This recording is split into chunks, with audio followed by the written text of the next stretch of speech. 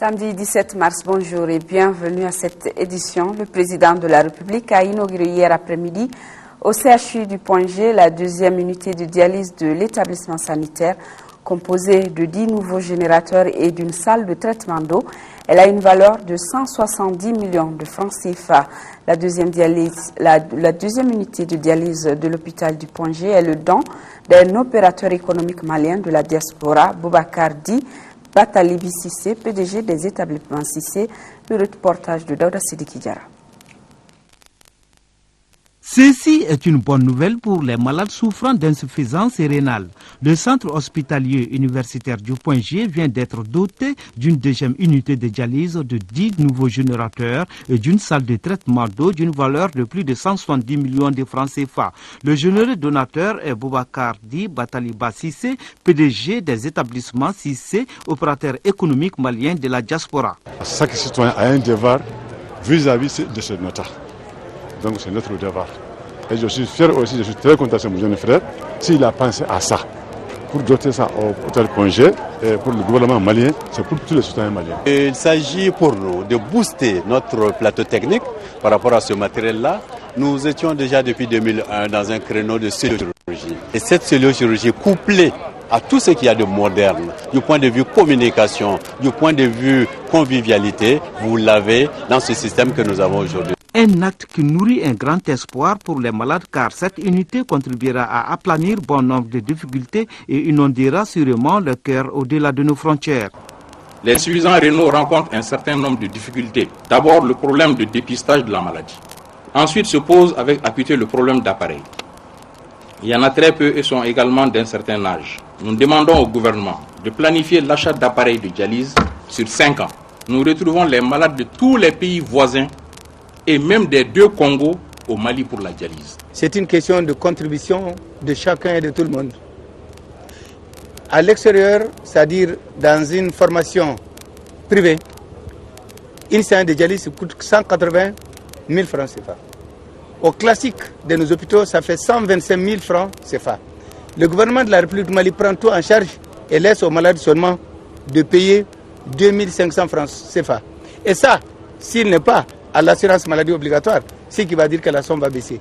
Je pense que le Mali en a fait beaucoup, le Mali en a fait assez, le Mali a le devoir de contribuer, mais chacun aussi doit contribuer à soutenir l'État pour la santé de tous. L'État malien subventionne l'activité de dialyse à travers une dotation annuelle spécifique qui augmente d'année en année. Signalons que cette subvention est passée de 200 millions en 2000 pour atteindre 650 millions en 2012.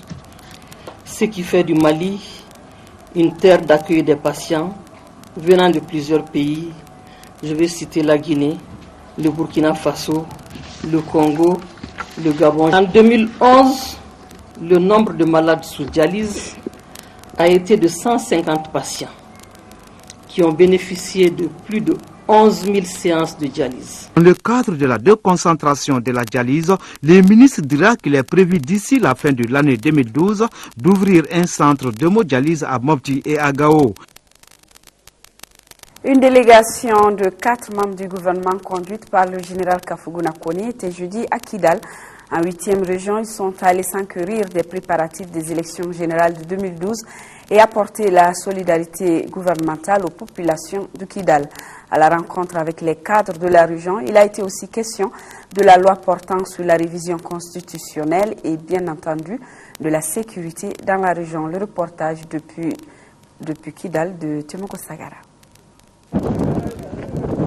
La bonne tenue des élections libres, transparentes, crédibles et selon les dates prévues demeure l'une des principales missions du gouvernement de notre pays. C'est ce qu'a conduit à Kidal 4 membres du gouvernement. À Kidal, les préparatifs vont bon train pour la tenue de ces élections. Les commissions administratives ont été mises en place et la révision spéciale des listes électorales a donné ses résultats. Nouvelle inscription 3106, radiation 3575, correction 359, avec un électorat potentiel estimé à 64 020 pour 189 bureaux de vote. Quant aux préparatifs de l'élection des conseillers nationaux du 25 mars 2012, tous les actes prévus dans le chronogramme ont été pris à date échue. Le ministre Kafounan Koné, après avoir informé des dispositions prises au niveau national pour une bonne élection, a demandé aux autorités régionales de Kidal de s'engager non seulement dans la sensibilisation pour un bulletin unique qui a fait ses preuves au Mali, mais aussi de jouer pleinement leur devoir. Cette année, nous allons aller vers un scrutin couplé. Vous aurez très prochainement des indications sur la circulation des électeurs dans un bureau de vote à bulletin couplé, et dans votre devoir de sensibilisation, il faudra accompagner en tout cas ces instructions. Vous avez également un devoir, la gestion des cartes d'électeurs. Plus les cartes sont mal gérées, plus nous multiplions les chances de fraude.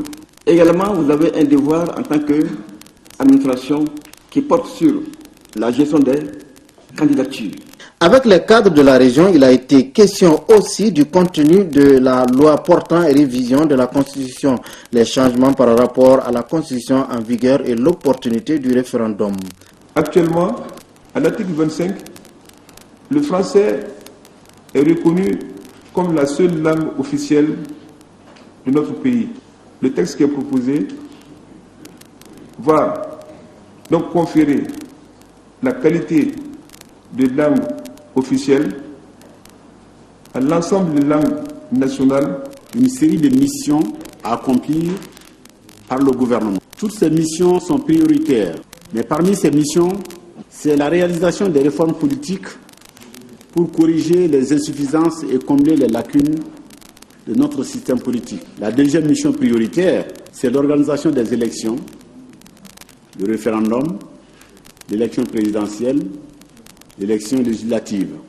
Les préoccupations des cadres de Kidal ont porté sur la possibilité de tenir des élections dans la 8e région, la dissémination des changements de la nouvelle constitution qui sera soumise au référendum, l'insécurité dans la région et son corollaire de déplacer. Selon les membres du gouvernement, l'État a pris toutes les dispositions pour assurer la sécurité au nord du Mali. Le président de la République, en effet, a souhaité que nous venons à vous, à vos côtés, pour partager ces moments difficiles et vous dire que même si nous sommes à Bamako, nous sommes particulièrement touchés par tout ce qui arrive partout au Mali, que nous passerons ces caps difficiles. Le président de la République a instruit au gouvernement de prendre les dispositions les plus immédiates pour venir en aide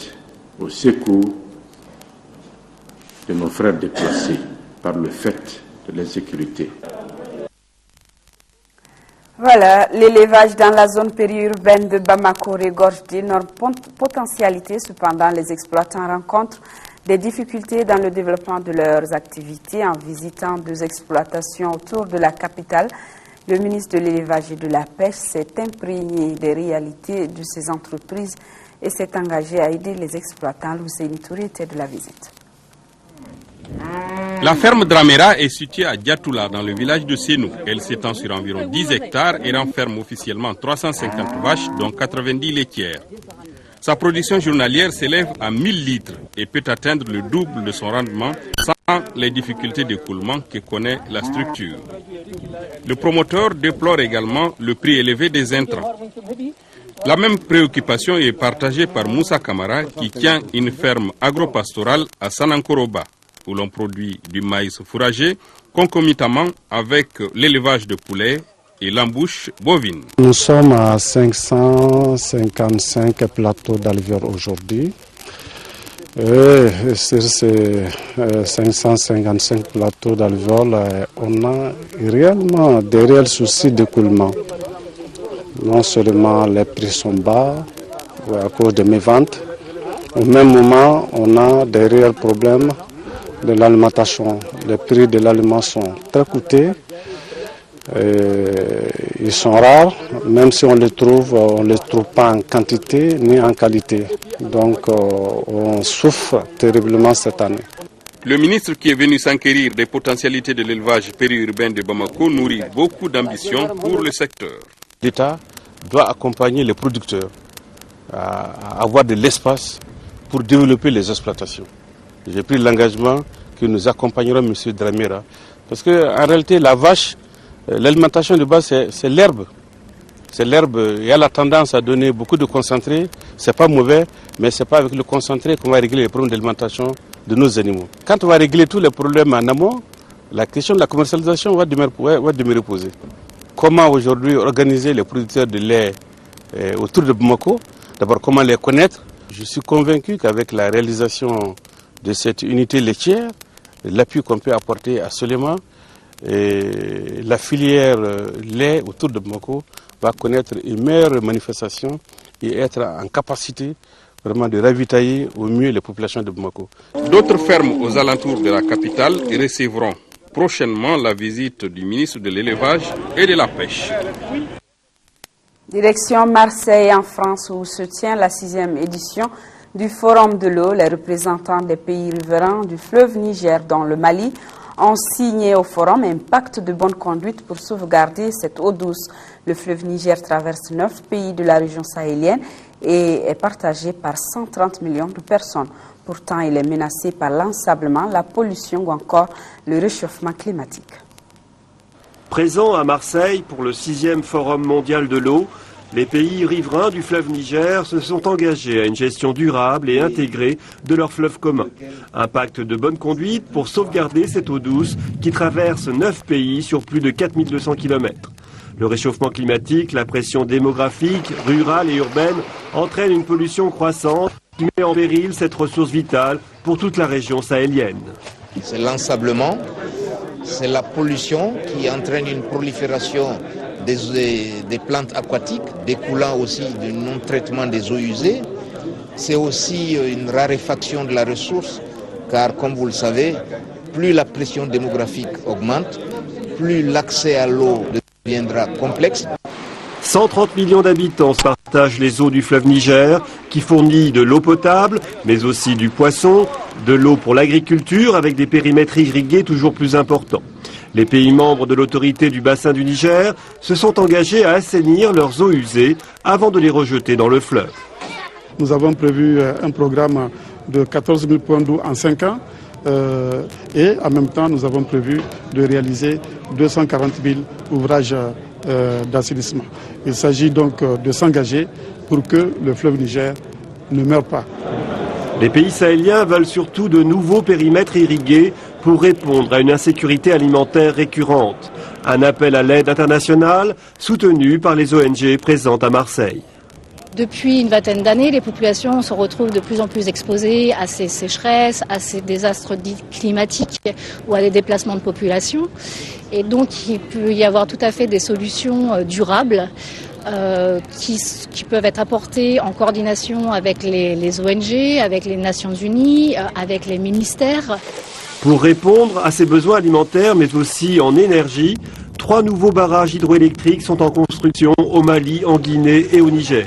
De gros investissements rendus possibles par la mobilisation de tous les partenaires réunis cette semaine à Marseille.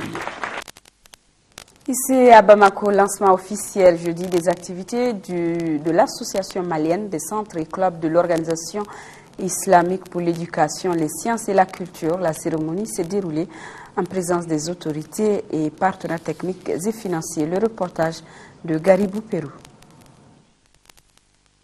L'alphabétisation des femmes de Gouana et de Bamako, voilà l'objectif principal de l'association malienne des centres et clubs de l'Organisation islamique pour l'éducation, les sciences et la culture qui vient de procéder à son lancement officiel.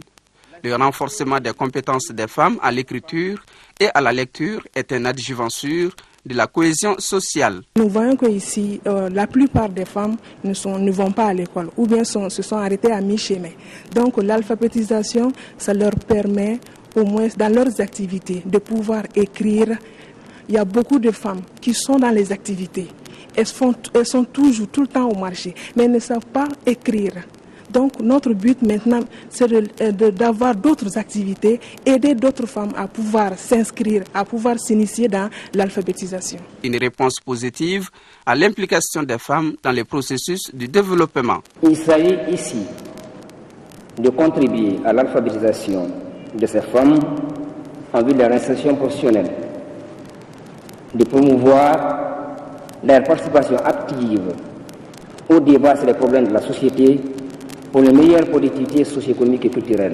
Aujourd'hui, près de 40 pays adhèrent à ISESCO, dont le siège est à Rabat au Maroc. Les 15 membres du bureau AMAC ISESCO, avec à sa tête Abdraman Diko, se disent prêts à relever les défis de l'analphabétisme des femmes au Mali.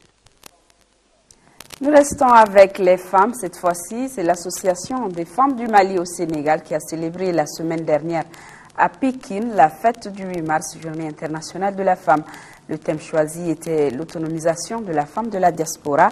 Quelle stratégie? Le compte rendu depuis Sénégal de notre correspondant Souleymane Kantara. Le 8 mars, au-delà du caractère festif, a une signification profonde puisqu'il est dédié aux femmes et leur rappelle l'impérieux devoir de tenir leur rôle dans l'épanouissement des peuples. L'association des femmes du Mali au Sénégal a bien compris cela. Elle a choisi le complexe culturel Léopold Sédar Senghor de Pékin pour célébrer cette fête. Tout un symbole. Le poète sénégalais Léopold Sédar Senghor avait magnifié la femme dans son poème Femme noire. La cérémonie était présidée par l'ambassadeur du Mali au Sénégal, son Excellence Moulay Ali Khalil Al-Skofare, et avait comme marraine Mme Koulibaly Mariam Dolo, directrice générale des EMAZ, entrepôt malien au Sénégal. Mme Koulibaly, dans son intervention, a mis l'accent sur la participation de la femme dans la gestion des affaires publiques, une participation qui est perçue et acceptée par toutes les composantes de la société comme une nécessité. La directrice générale du complexe culturel Léopold Sédar Senghor de Pékin, Mme Dei Fatou Ndiaye, a animé une conférence sur le thème « Autonomisation de la femme, cas de la femme de la diaspora malienne, quelle stratégie ?» La conférencière a soutenu que l'autonomisation de la femme est un phénomène englobant l'aspect culturel, politique et social. Elle a invité ses sœurs à aller vers l'entrepreneuriat qui leur permettra de s'épanouir. Et pour ce faire, a-t-elle poursuivi, il faut la volonté politique. Quant à l'ambassadeur Moulay Ali Khalil Al-Skofare, lui a félicité l'Association des femmes du Mali au Sénégal pour l'organisation réussie de cette journée, une première pour l'association. Il a souligné enfin que l'autonomisation de la femme est aussi dans l'intérêt de l'homme. La journée a pris fin par des manifestations folkloriques. Et retour ici chez nous en 4e région, échanger sur la convention et la promotion culturelle. C'est l'un des objectifs principaux visés par l'Assemblée constitutive de la coalition malienne pour la diversité culturelle à Ségou. La rencontre de 2 jours a permis aux acteurs de la diversité culturelle de mettre en place une coordination régionale dirigée par Amadou Touré du Ségou. Le reportage de Fousséni Samaki. Cette assemblée constitutive de la coalition malienne pour la diversité culturelle a permis aux participants d'échanger d'une part sur la convention de l'UNESCO relative à la promotion culturelle, mais aussi et surtout de coordonner les actions entre les différents acteurs pour donner plus de visibilité au secteur culturel du Mali.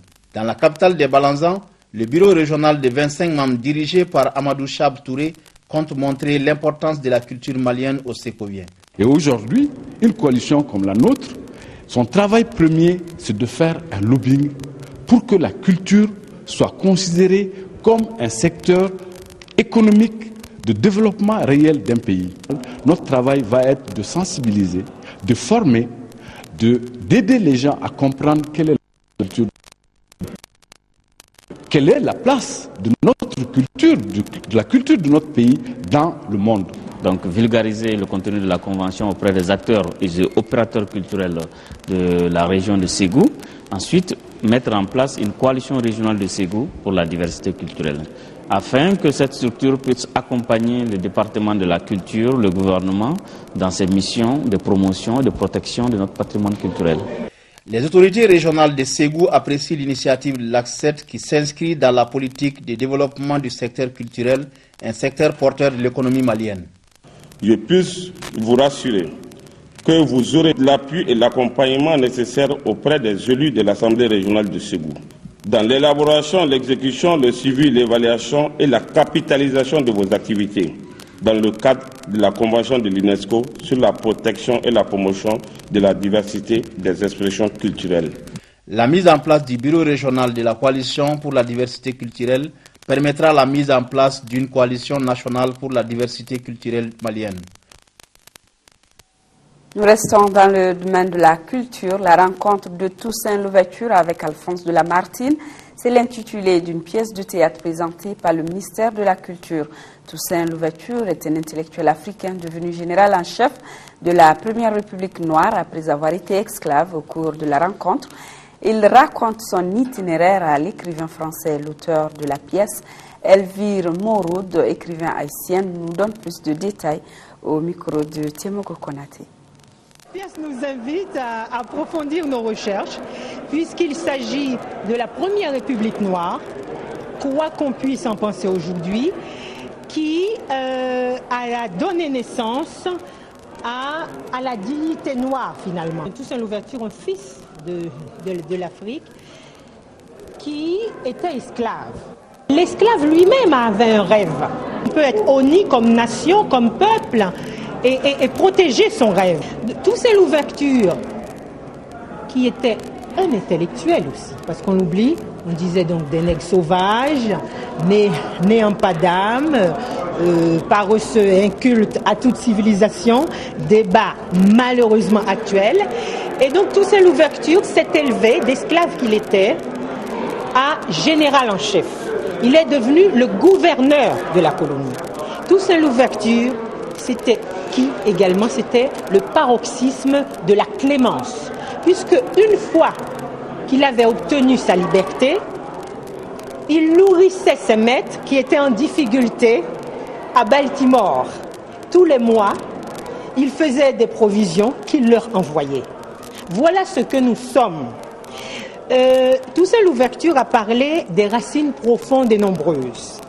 Là, je m'adresse à la jeunesse africaine, à la jeunesse malienne, pour leur rappeler que ces racines profondes et nombreuses dont il est question, ce sont eux, leur vie, leur action, leurs pensées, leurs méditations, leurs aspirations. Voilà une pièce de théâtre, rencontre de Toussaint Louverture avec Alphonse de Lamartine, qui avait été présentée donc par le ministère de la Culture. Sur un tout autre plan, le commissariat de police du 1er arrondissement de Caille vient de mettre la main sur 2 groupes de voleurs de bétail. Le premier groupe avait fait ses opérations à Dougouba à la mi-février et le second en début du mois de mars à Sindiaïn dans la commune rurale de Bangassi de Caille. Le reportage de Mamadi Alioubari. Le commissariat de police du 1er arrondissement de Caille vient de réussir un joli coup de filet en démantelant un réseau spécialisé dans le vol du bétail. En l'espace de quelques jours, les hommes du commissaire Abdoul Konaté ont arrêté 2 groupes de voleurs appartenant au même réseau et qui avaient en leur possession 7 baies, soit 3 baies volées à Dougouba et 4 à Sindian dans la commune rurale de Bangassi. Le premier groupe, constitué de 2 malfrats, a été interpellé sur dénonciation alors que le second l'a été grâce aux investigations de la police du 1er arrondissement de Caille. Le 28 février 2012, la brigade a découvert 3 bœufs dans un enclos à l'intérieur d'une concession au quartier La Fabou. C'est un quartier périphérique de la ville de Caille. Donc ils ont interpellé le gardien, un certain Temogossi. Ce dernier a dénoncé l'auteur du vol, Boharba, qui aussi a reconnu les faits. Ils ont été déférés au parquet. Le second cas s'est passé le 3 mars 2012. Ils ont volé les bœufs à Sinchan, commune rurale de Bankassi. Ils ont conduit les 10 bœufs à Caille. Notre brigade de recherche les a interceptés dans la ville. Donc, ceux-ci aussi ont été déférés au parquet. Je demande à la population de collaborer avec sa police. Un des 2 malfrats du deuxième groupe a pris la fuite en attendant que les hommes du commissaire Konaté mettent la main sur lui. Ses complices méditent sur leur sort à la prison centrale de Caille. Voilà, sur ce s'achève cette édition. La prochaine, c'est à 20h avec Ibrahima Diomile. Je vous retrouve, s'il plaît, à Dieu demain à 13h. Bonne suite de nos programmes. Adama Kouyaté sera là tout de suite pour Sandy Loisirs. Merci à tous.